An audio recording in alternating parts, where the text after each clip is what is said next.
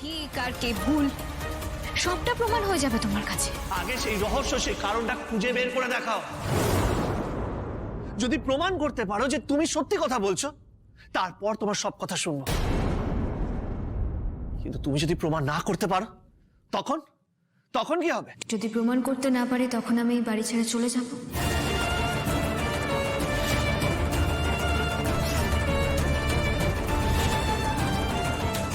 আর মাত্র 7 দিন। এই বাড়িতে তোমার মেয়াদ আর মাত্র 7 দিন, সেটা মনে আছে নিশ্চয়ই? এই 7 দিনের মধ্যে তোমাকে প্রমাণ করে দেখাতে হবে, ভুলে যেও না।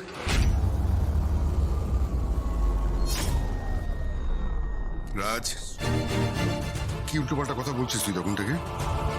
তুই মাথাকে ঠান্ডা করতে পারছিস না? বাবা, তুই কিন্তু নিজের বিপদ নিজেই ডেকে আনছিস।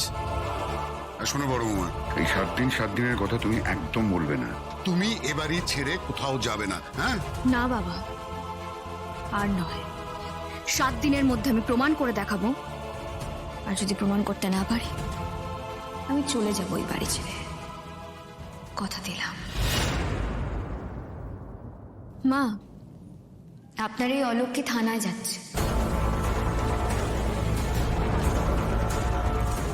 রাজের কেসটার ব্যাপারে ওরা আমাকে কিছু প্রশ্ন করতে চায়, দেখা যাক কি হয়।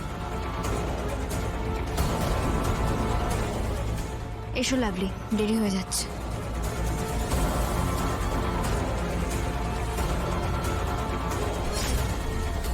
না, এ অলক্ষী যেরকম জোর দিয়ে কথা বলছে, আমার তো মনে হচ্ছে কিছু না কিছু একটা হয়তো প্রমাণ করে দেবে।